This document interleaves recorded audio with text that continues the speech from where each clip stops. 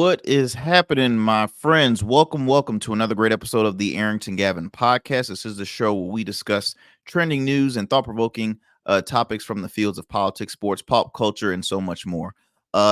This is episode 89, which means that you can't get rid of me. All right, episode 89. So excited! Time goes by so fast.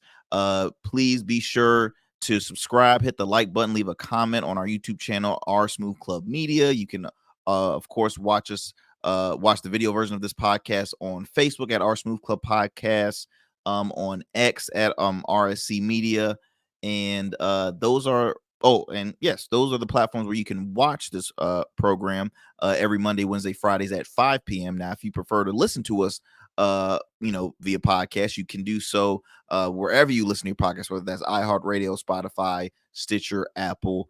Again, wherever you listen to your podcast, new episodes drop on those exact same days. You see it scrolling at the bottom at 10 a.m. So again, just wanted to give you all of that. This show is brought to you by Rugged Evolution Beard Care. Rugged is the new smooth is their slogan.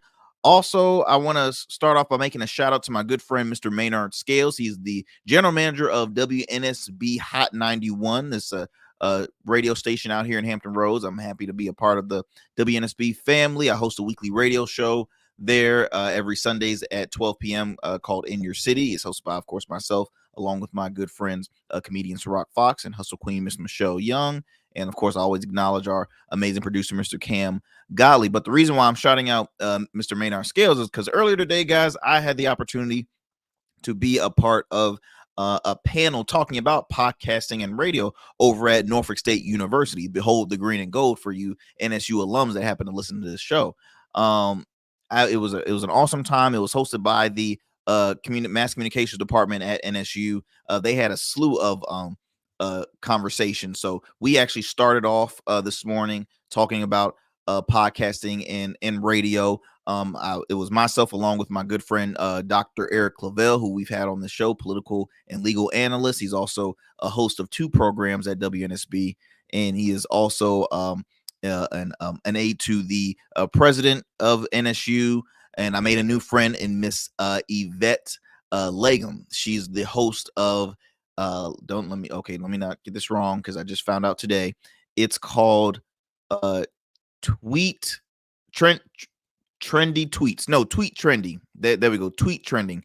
So she's awesome. Had a great conversation. Later on, we had there was a conversation on the future of journalism. You had a few of the personalities from our local news news programs, news stations out here. And we also had Lisa Godley, and it was an awesome time to hear what the professionals, right? Because as you know, I always consider myself a student in the game. I'm continuing to grow a platform, grow a resume in media. So I had an awesome experience. So again, I just got a shout out to Maynard Scales for inviting me to be a part of the panel. It had some great students. They asked great questions about everything there is to know really about podcasting, the impact that it has on society. And it was dope. It was very, very cool. But I'm very excited because I have my dear friend, the Honorable Carlos Clanton, on the program. He serves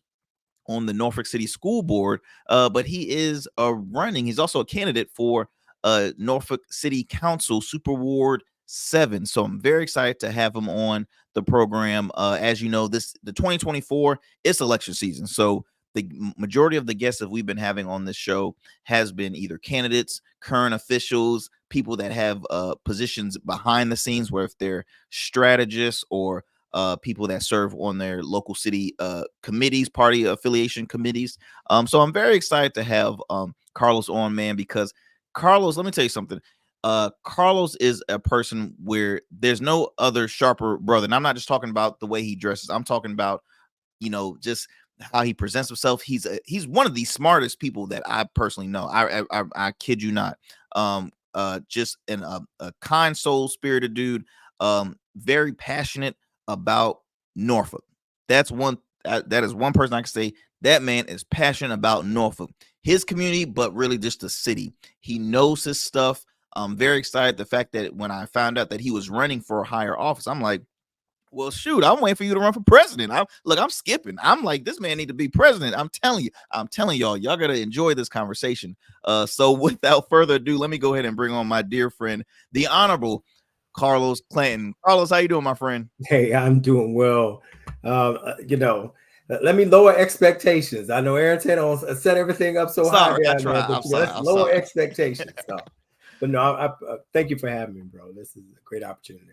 Man, well, look, thank you so much because you are a extremely busy man. I mean, extremely busy. Just to you have I've already mentioned earlier. Again, the honorable Carlos Clan. You currently serve on on a school board, the Norfolk School Board, and you're also running for city council. But just a little bit about you because I want to give you your flowers. Some of your accomplishments I just have to acknowledge. Now you serve as a kid, you served as the ninth president for the National Urban League Young Professionals from 2015 to 2019. You've also held the position of you had the honor of being the first African American and youngest director of the Norfolk Division of the Hampton Roads Chamber of Commerce at the age of 24. You've held not one but two positions in City Council. You've held vice chair and chairman. And School that's just a board.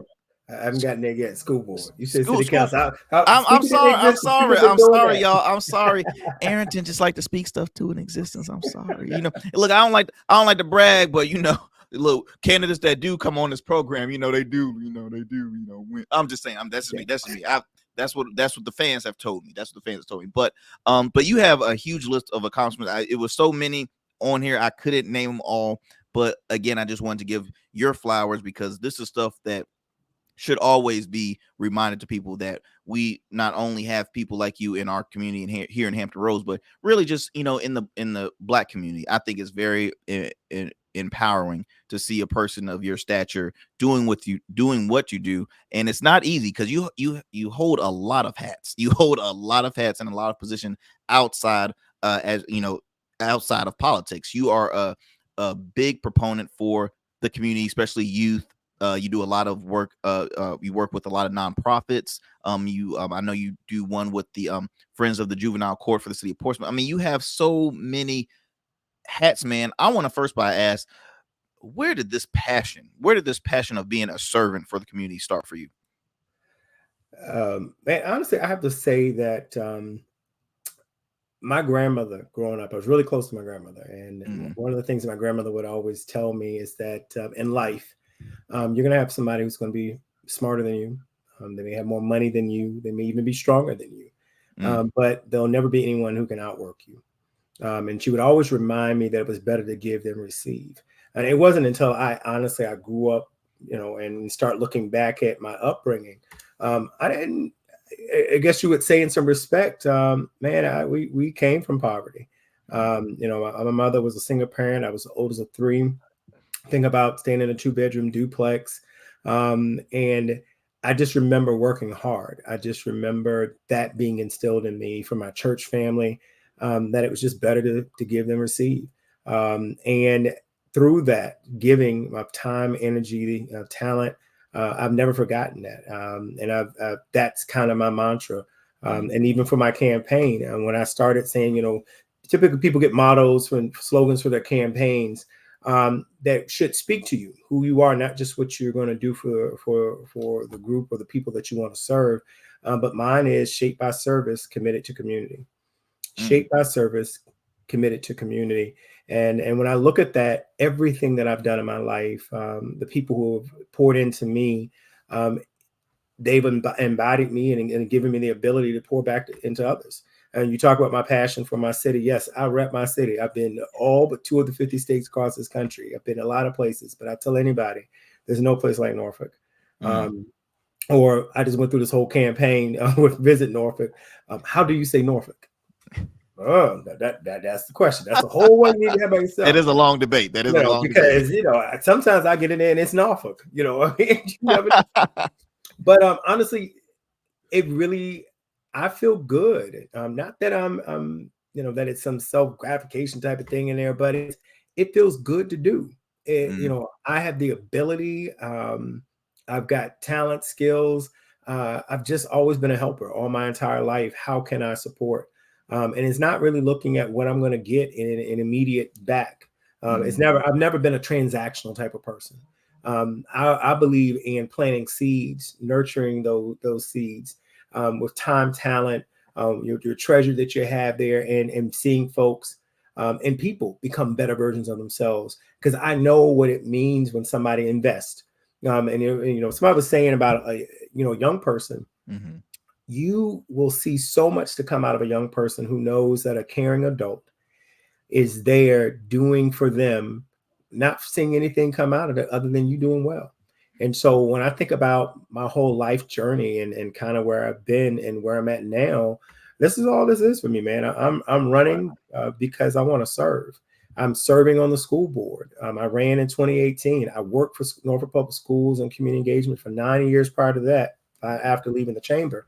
But I love that job. I love what I did because I got to drive community investment back into our public schools. I got to do principal for a day, let people see that public education is a wonderful place. We need to nurture. And I was talking to a parent yesterday. Norfolk Parks and Rec had this barbecue and games event over in Lambert's Point. And so as I was coming home from working in Portsmouth, I decided to stop by.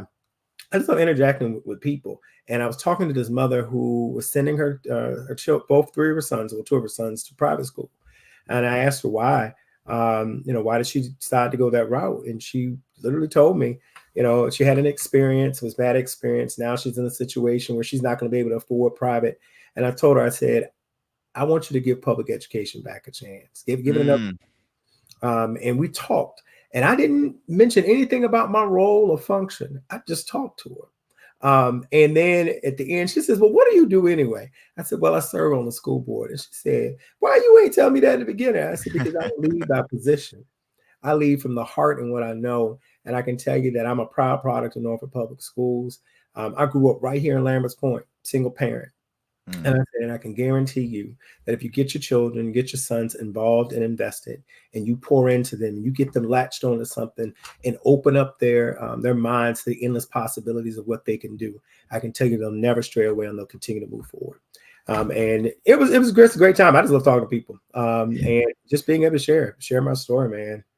It's funny because so my wife and I, we always like to have our little debate just to mess with each other because my wife is a product of public school. I'm a product of private school. Yeah, we never know we don't say nothing about them.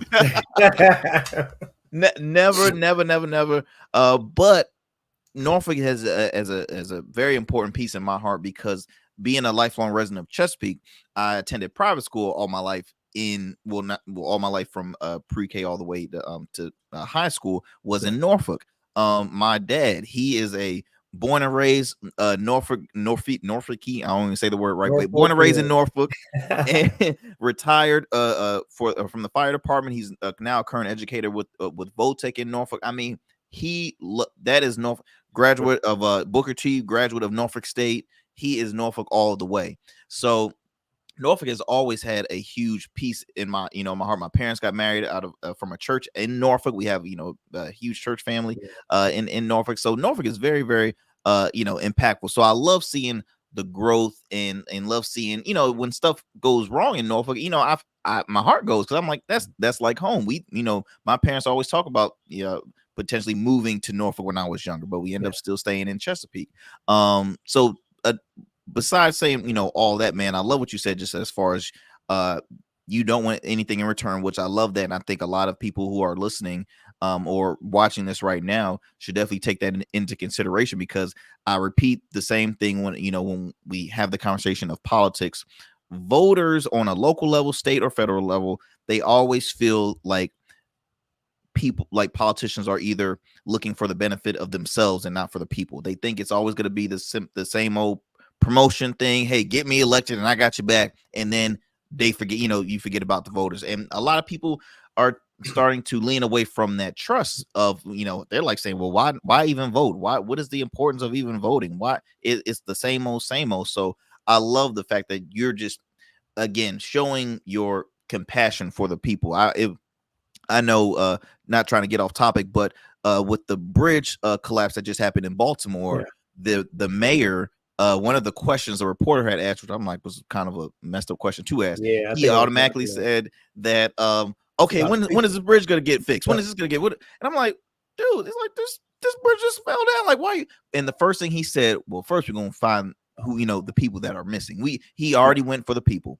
And I thought that was so important because that shows his heart towards his city and the people that put him in the office. Yeah, and that's one of the things that I remind people, especially when that term loosely gets used, politician. I'm not a politician. I'm a public servant that just learned and it has to learn how to politic.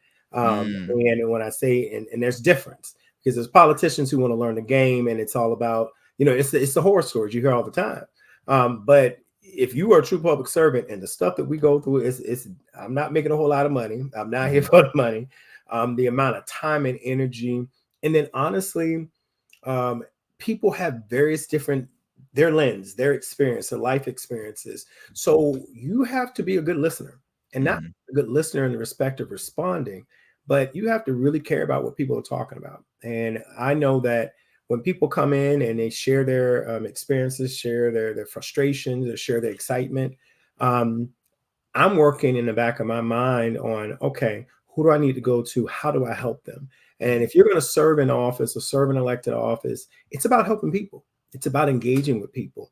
And that's one of the things that initially, when I came out my campaign, I wanted to put out, what is my vision? Not what I'm going to tell you, give you a whole list of what my platform items are, because honestly, I believe that my platform needs to be derived off of what the people tell me they need. I just want to be used as a vessel to make sure that I can advocate, to be their voice, to lead in direction, to look for best practices, and to execute.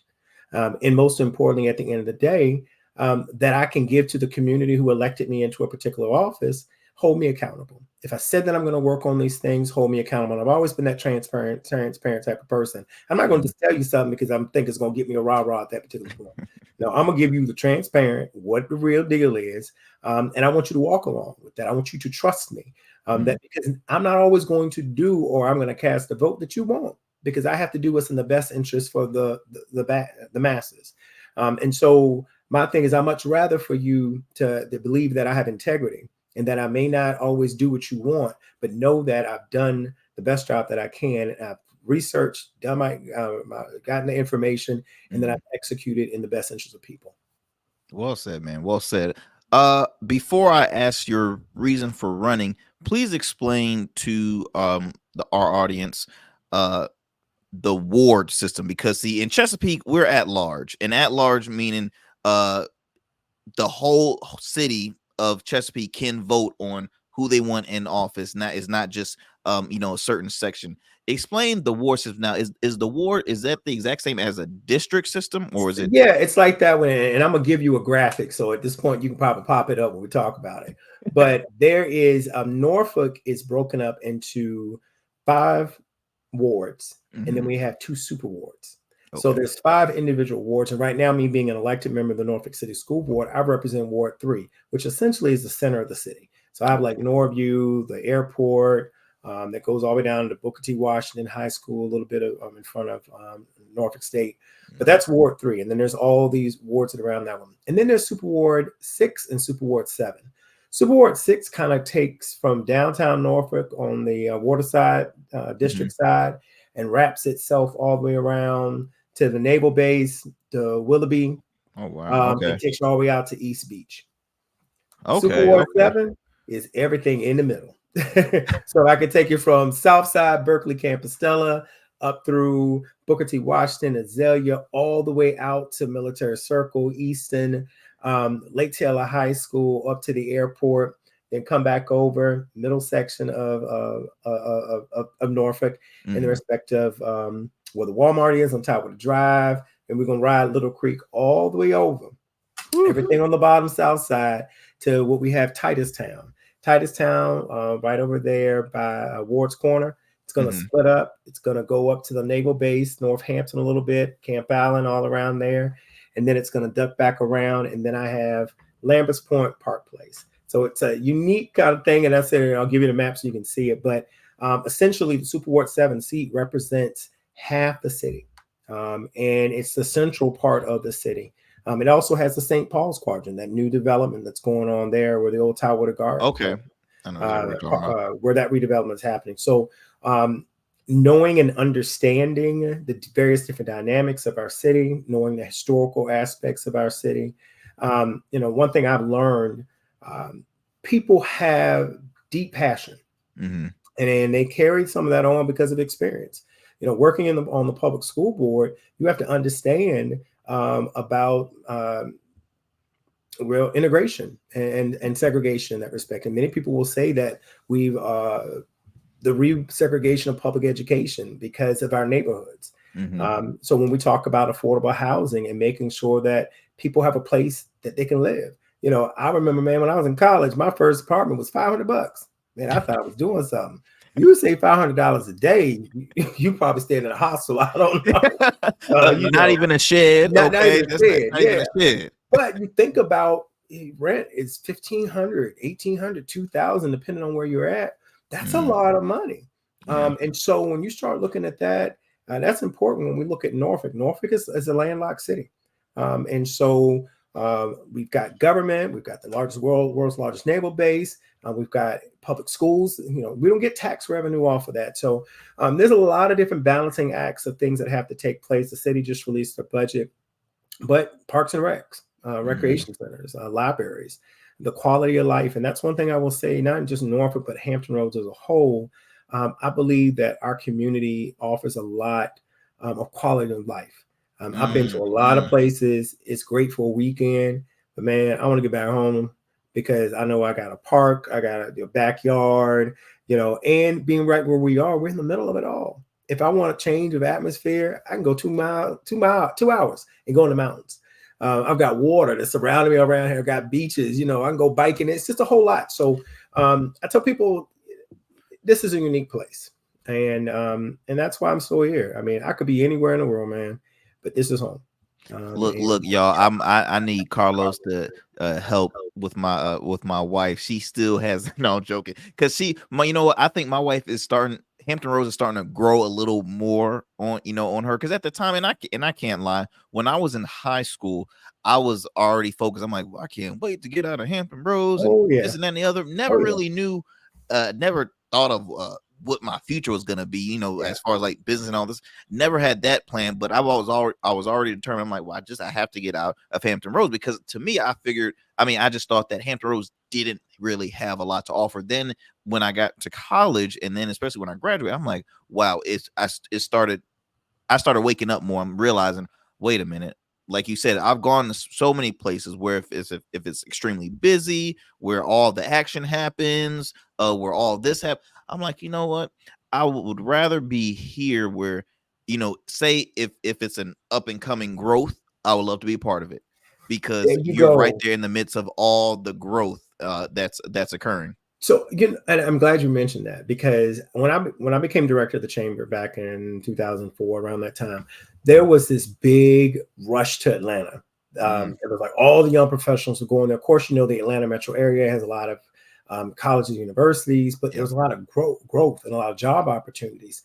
But then and out of that became social things, because of course you needed to accommodate for those individuals that were there. Same thing happened in Charlotte. That is one of the things that I look at when I look not just Norfolk, but Hampton Roads as a whole, is that we've got to attract jobs, business and industry that will come into this area. I mean, when we think about it, so here's my pop quiz for you. So what is the largest employer in the city of Norfolk, do you think? I would say the is something is it military related? Is Okay, it military related. What's the okay? largest thing we got military related in Norfolk? The shipyards? Nah, No, the ports? No, that's not in Norfolk either. no. Oh gosh. You said military, bro. It's water related. Military Well, and water. duh. Okay. The Navy. The So the Navy. Norfolk Yes. Naval Base is the number one employer. The second largest employer in Norfolk is Norfolk Public Schools.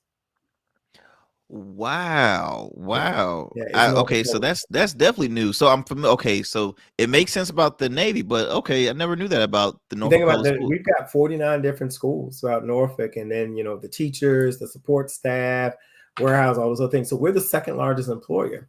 So if you're not in education or some other type of field that supports that, Mhm. the chamber has a state of the region every year, and it talks about diversifying our economy. And so if we've got right now, Old Dominion University, Norfolk State University, all working towards, and I know Norfolk State, ODU has become a level 1 research university. But you start looking at all these different things that we have here, it's important to ensure that we've got jobs. Yeah. So you go to school, but then you've got an employer already here. And that's where a lot of those places, when you look in Atlanta, you look in LA, you look at Charlotte, a lot of those folks, they've got colleges, universities, business and industry that are there, but then they got jobs. And it's not just the college and university, because I'm a huge proponent of CTE and workforce development and certification, but is the industry there? But you harped on something and you mentioned it, and that is up and coming. That's the thing that I look at Hampton Roads. Yes. When you go to an Atlanta, DC, or any of these other places, particularly in, and I look at Norfolk, I see opportunity. Because you can be an entrepreneur, you can do something, because you're not competing against 60, 100 plus more people doing the same thing. Exactly. You have an opportunity to really grow, and you've got, you know, 1 million plus more people that are here that who are looking for that. And also, when you look at Hampton Roads, there's so much flavor. When I talk about flavor, because everybody comes from somewhere else. I can tell you, man, I've traveled around the world, and people at some point in time have come through Hampton Roads, have been here, and you know, we know the talent and the things that we have there, but there's so much opportunity. So that economic development, diversifying, working with our public schools, all of that stuff works together. And when we start talking about, you know, they get into the whole thing of taxes and everything, you know, we have some of the highest real estate taxes, particularly in Norfolk.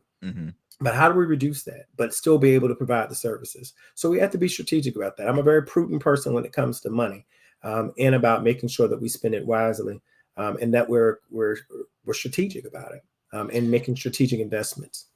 Well, you've hit so many points that I don't want to shy away from. I want to go back to it, but I wanted to ask why why now, as far as run for city council, because your term, I believe, is not over until I've got 2 more years left on my term on school board. Yeah, so why I always want to ask, you know, why now, and not say finish out the term and say, okay, then let me think about doing, or take a breather and then come back. Why now in the heat of the moment to say, okay, look, it's time to take that jump to expand as far as my portfolio in politics?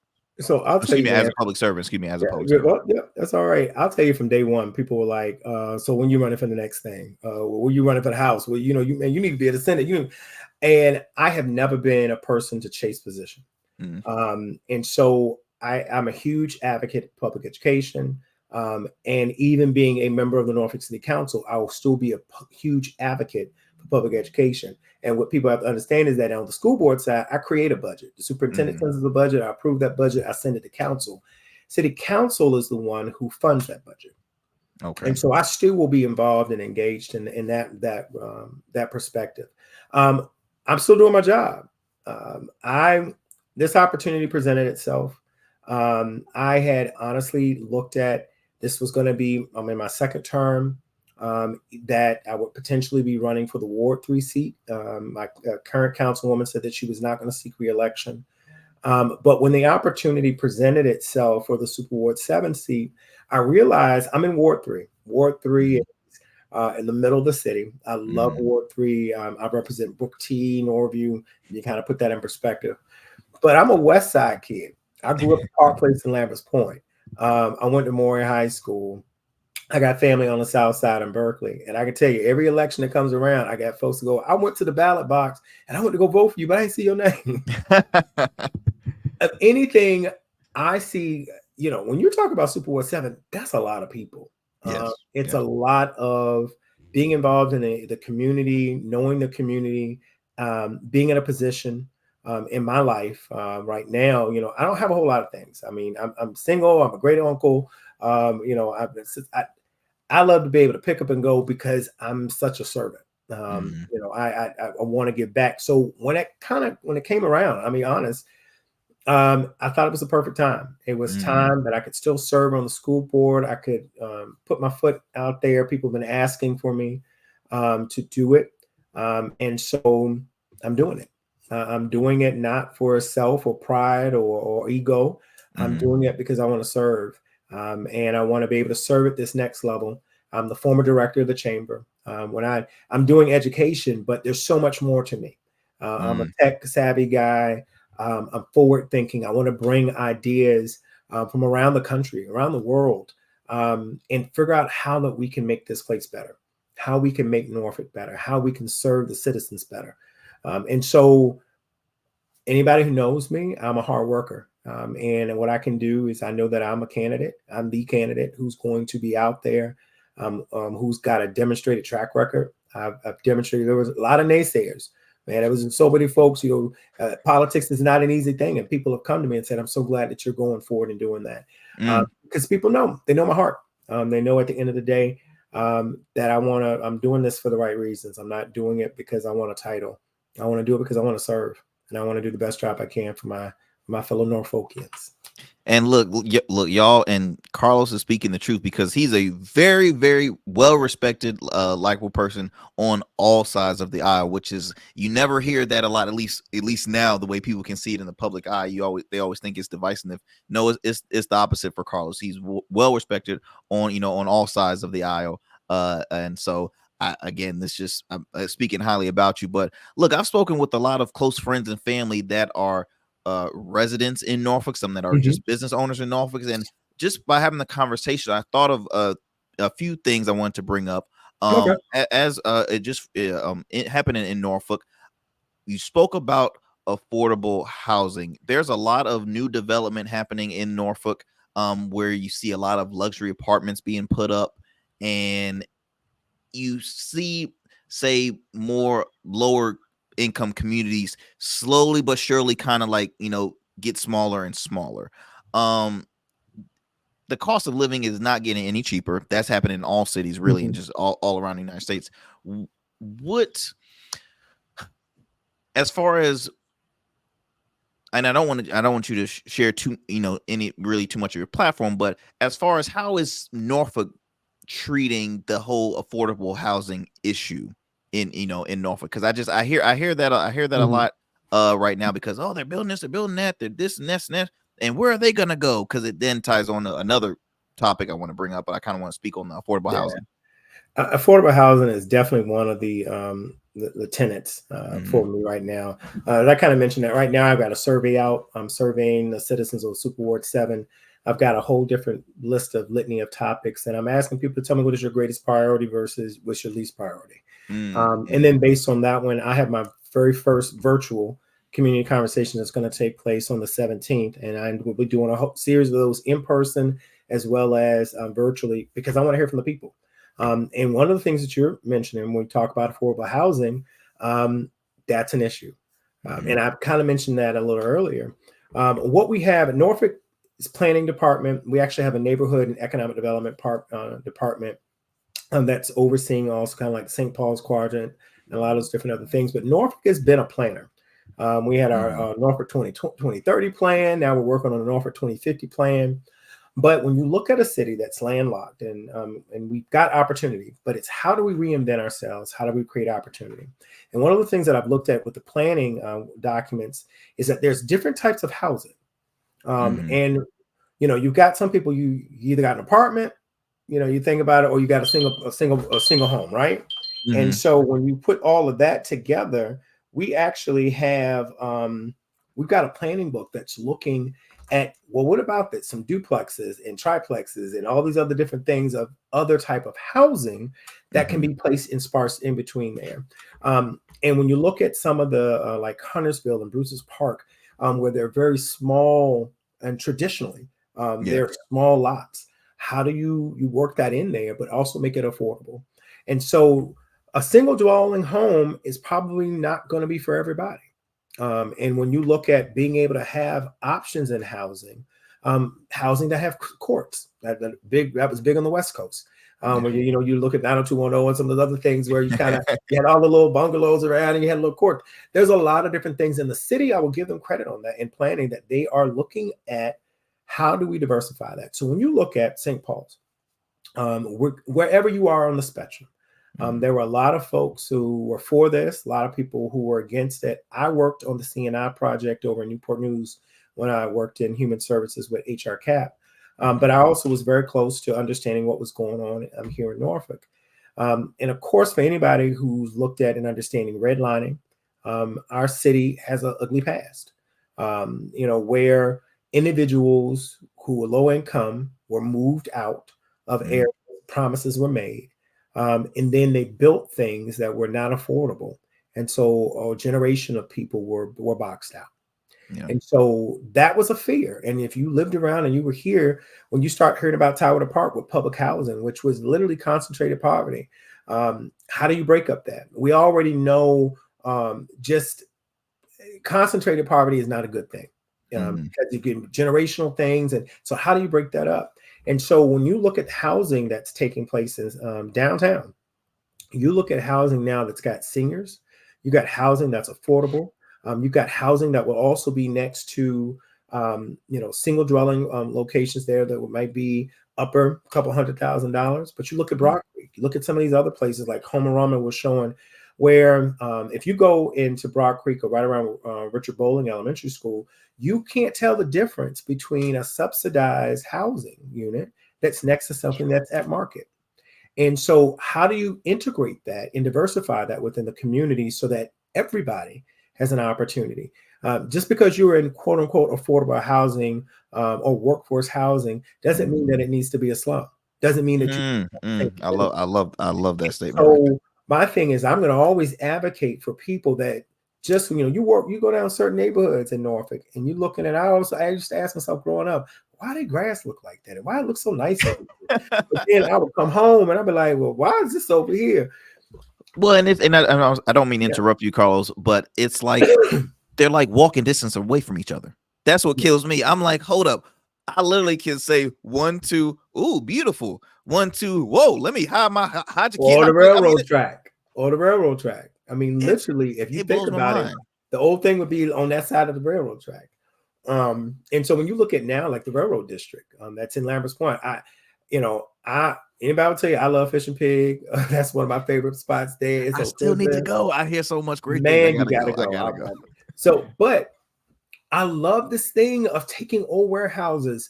A lot of people don't know that Norfolk, after World War I and World War II, we had over 500,000 people in this city. Wow. 500,000 people. That's the size of Virginia Beach's population was in the city of Norfolk.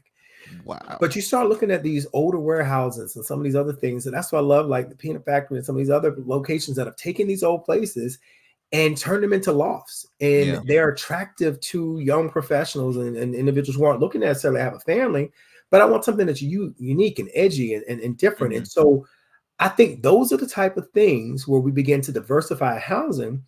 But you don't need a 3 or 4 bedroom house. I just need a nice studio or 1 or 2 bedroom, and being able to market that. And then a lot of those little places are all inclusive. So I'm definitely going to be a proponent when we talk about developers, we have folks plannings that are coming to us, is looking out for everybody.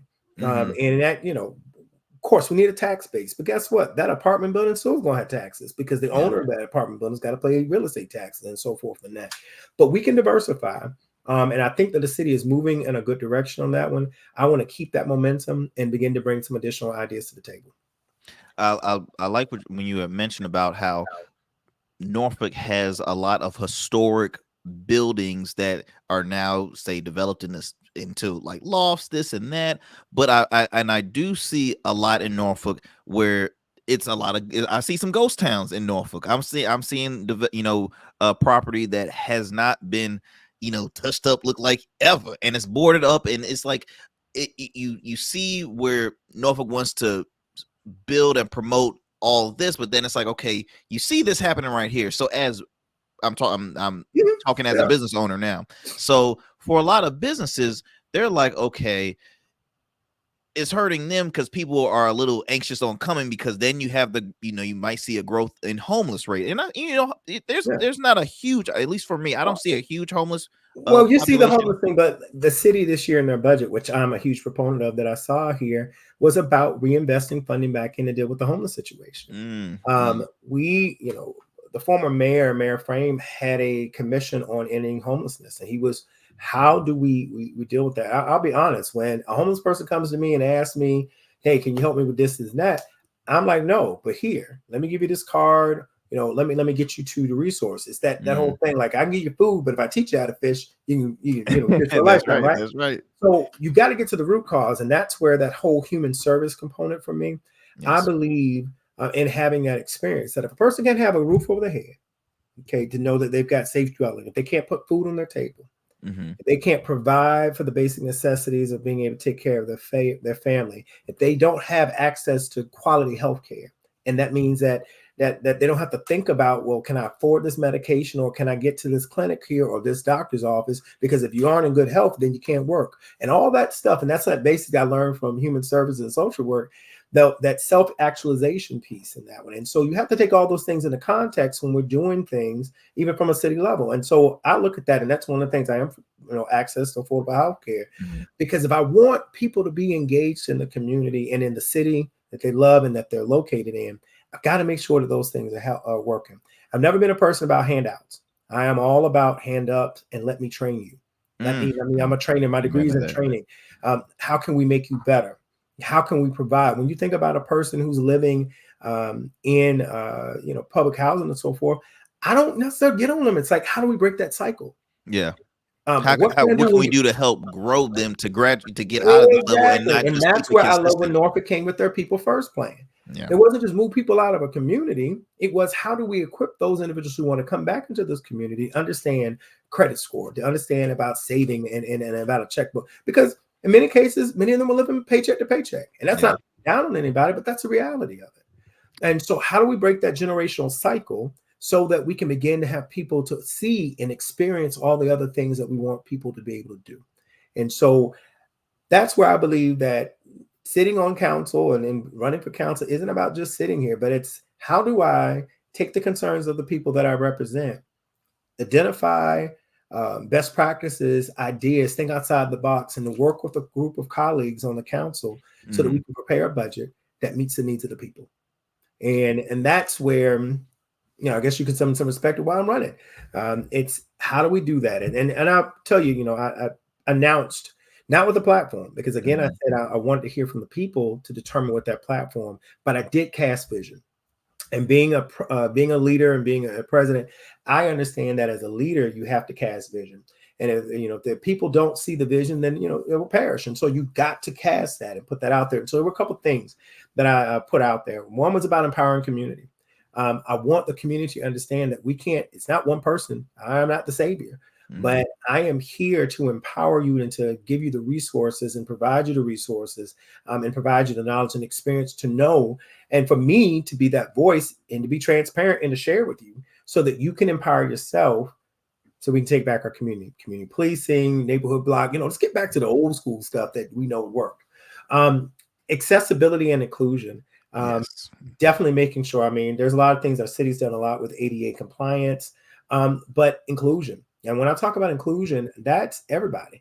That's from our worker, Mm-hmm. who, I don't care if you're the garbage man down to an attorney.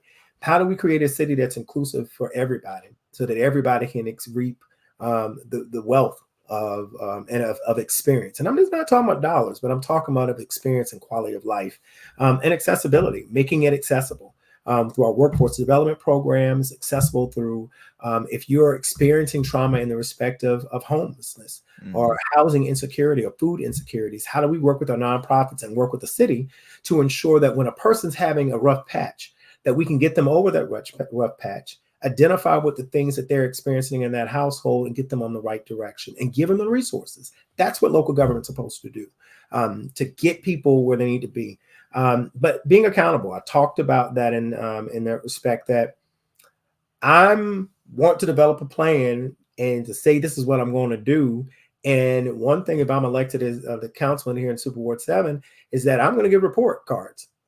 I'm going to give quarterly report cards. This is what I'm doing, so that you are going along. It's never going to be a question of what's happening.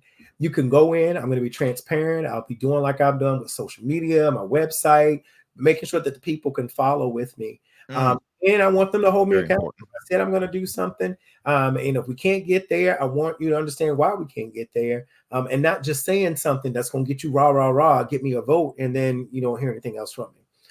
And that goes into the last thing, and that really is about restoring integrity. you mentioned politician and whatever else. I think that we have a great group of elected officials and public servants in our city who have served, and some great examples for me that I've looked up to who have served. But I think often sometimes too, we can see a lot of the noise that's going on in national politics and some of the other things down there where government is being ineffective. It is not supporting the needs of the people. And so that's one thing for me is that I'm not going to just say one thing to your face here because I want to vote. I'm going to say what needs to be said, and people can say that today. I'm going to be transparent, whether or not it's going to have daggers turning back at me. But the reality is that as a public servant and as a leader, be transparent with the people and let them know what it is, not for that moment, but how do we walk together? How do we move along in this journey together to bring prosperity and change and for everybody? And so how do we move this city forward? So that's kind of what I put down there as far as a vision. And I'll continue to do my survey, my engagement with the communities, going to civic league meetings, and then I will release a full platform out with measurable things that I said that I want to do, and thinking outside the box. I love everything what you had just said, because you mainly impacted what a lot of voters are, what their key issues are: the living situation, cost of living.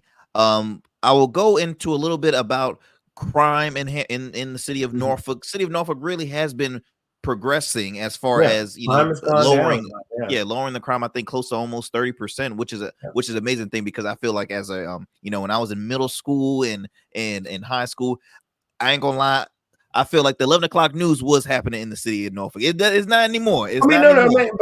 man, but this thing is that we can't do things, get the number lower, and then we take the resources away. I'm one of those big and firm believers that, look, if it ain't broke, don't fix it. But if you're going to invest in it, invest in it. And that's one of the things that it's just important for us. I was at this criminal justice reform event tonight, just before I got here to do the recording. And I'll tell you this, I work in juvenile justice in Portsmouth. And so gang violence, working with young people. My thing is that how do I deter you before you get in trouble, before you get into the quote unquote school to prison pipeline, before you get into the criminal justice system and your life is forever changed? How do I get you to make better decision making? And that's where resources for me, when I look at it, it's like we got to invest in young people, not just in the classroom, but also outside the classroom.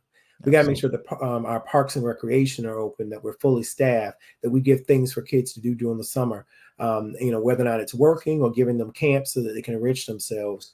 I'm also looking at what we can do with our libraries and making them creative and opening those things back up. But that's not just for the young people, but also for when you have worked and you've done your service and you've gotten to that time where you can say, I'm retired, I'm a senior, and I just want to have a good quality of life.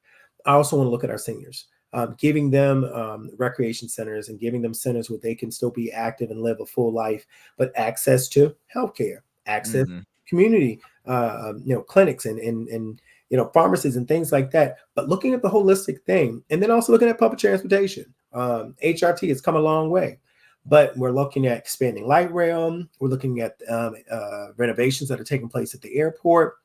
Now with Baltimore, unfortunately, we've got the cruise ships. Well, our cruise ship terminal was going to close in May for renovations because Carnival was literally going to home port one of these big ships here with us. So I've seen a whole lot, man. I remember when the light rail was even getting put in. If I opened up MacArthur Center. I'm really showing age here now, but I was in school in college and I opened up MacArthur Center. So there were big economic development things on the place too, right? What are we going to do with MacArthur Center? What's going on with the casino? You're looking at the airport, you're looking at all these other things. I know Waterside District was a fairly new thing, because I think Waterside was big when it came out, and then it lost, I think maybe one or two, and then it still is popping. It's still got a lot of things that are happening there. I just wish they bring back the Ferris wheel. I love that. That was cool when they had the Ferris wheel down. See, I didn't do that Ferris wheel because when they took it up so quickly, I said, see, I'm a little, because I don't like heights, Carlos. I don't like heights, man. I said I gotta see people on that for about a few more weeks in order for me to get on. And but no, it was a great sight though. It was a beautiful sight to see. Again, I've seen so many great growth happening in Norfolk.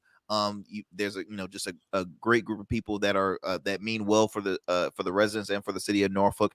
I I know you're a very busy man, so I'm gonna close it up in about a couple of seconds. I want to bring up a kind of a new segment that I started called Common Sense University. We're gonna have a little fun right now. Okay. So recently there was a story of a band by the name of AJR. They are I'm not too familiar as far as what their music. I think there may be like punk rock, but they were a band that was actually gonna start their first ever national tour. And they had a concert at the Norfolk Scope. So the Norfolk Scope, y'all, is one of the premier venues in really just in Hampton Roads, but one of the premier venues in the city of Norfolk. It's in the heart of Norfolk. You have, I believe, you have two venues. You have them, of course. You have the Chrysler Hall. You also have the we the got Chartway. 7 venues.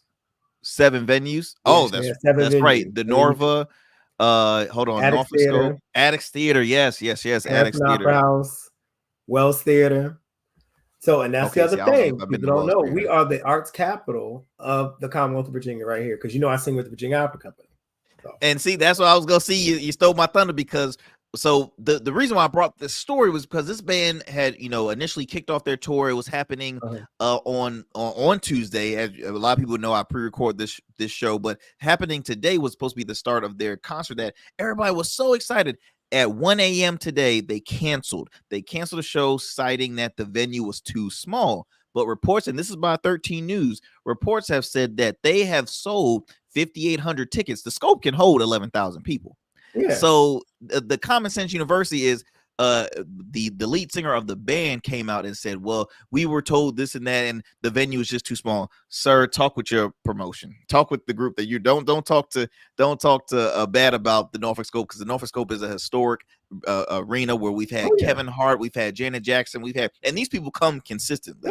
Might I ask? So I don't want him to to put a bad light on the on the Norfolk Scope, because the Norfolk Scope is a very historic arena here. But I call this Common Sense University because common sense will tell you, man, don't share it on social media, because you're gonna get yourself in trouble. Because now you got a lot of fans that were looking forward to seeing you, and you're gonna cancel the day of. And I'm like, what in the world? Which the Scope has a great track record of.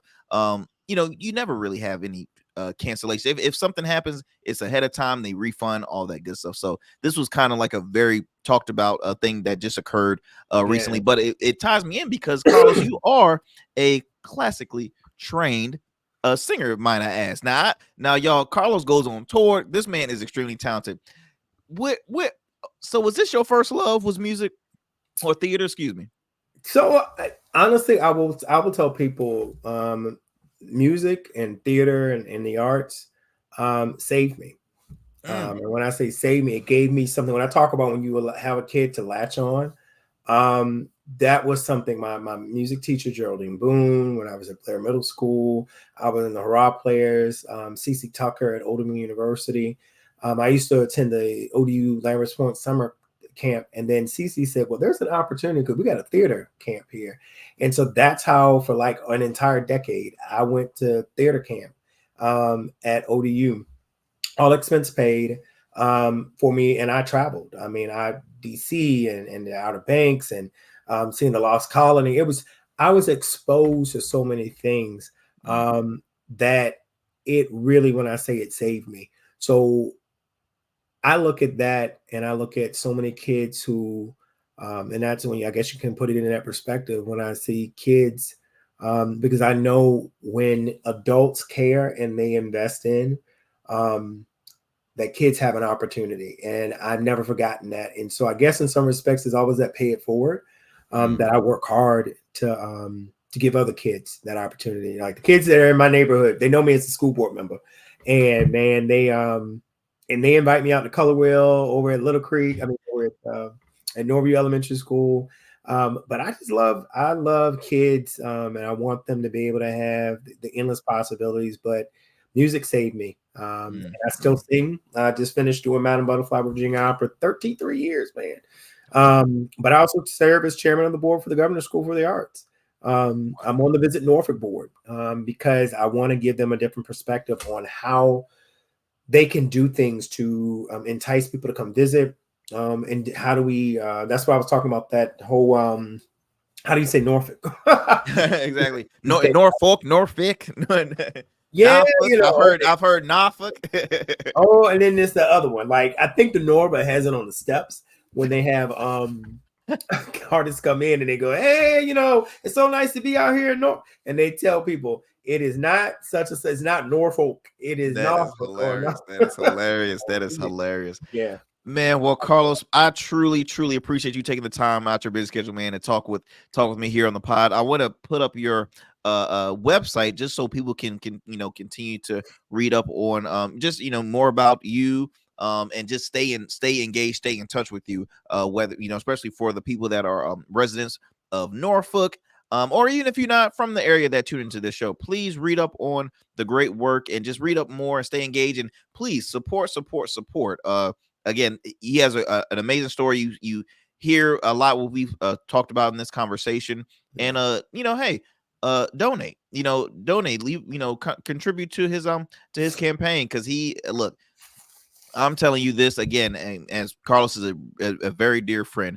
Carlos is just like I said. You want to see him in office. You want to see him continue to push, and grow, which I know he will. I mean, I'm speaking to this. I'm biased, but look, I'm a non-Norfolk resident, so I can say what I want. I've been making the accident by already saying city council, but no, I'm very excited for you, and again, win or lose, you're still continue to be a servant and a huge proponent for the city of Norfolk, man. So again, I just truly appreciate you taking the time again out your schedule. Y'all, please be sure the website's right there. Check it out. And I hope you all enjoyed this conversation. Carlos, take care, my friend. I'll talk to you soon. I'm going to go ahead and close this out, ladies and gents. Mr. Carlos Clanton, candidate for Norfolk City Council Super Ward 7. Excuse me, Super Ward 7. There we go. Almost said 3, but 7. I'm already in 3. I'm already in 3. Take care, my friend. Thank you. Y'all, once again, I hope you enjoyed this great conversation here on the Arrington Gavin podcast. Be sure to tune in every Monday, Wednesday, Fridays for new episodes at 10 a.m. Eastern Standard Time. If you prefer to listen via podcast, iHeartRadio, Spotify, Apple, Stitcher, wherever you get your podcast, you can tune in every Monday, Wednesday, Friday at 10 a.m. Also, if you prefer to watch the video version of this show, you can do so at 5 p.m. Same days. You see it scrolling at the bottom. Same days, 5 p.m. on my YouTube channel, R Smooth Club Media. Okay, the letter R and then Smooth Club Media. You can also watch on Facebook at R Smooth Club Podcast, RSC Media on X, formerly known as Twitter. Stay engaged. Follow us on Instagram, and also be sure to tune into my weekly radio show, which airs every Sundays at 12 p.m. on WNSB Hot 91.1 FM, the Soul of VA. Is called In Your City. No worries if you are not in the Hampton Roads area and you can't find us on that radio dial, you can download the WNSB app. It is free.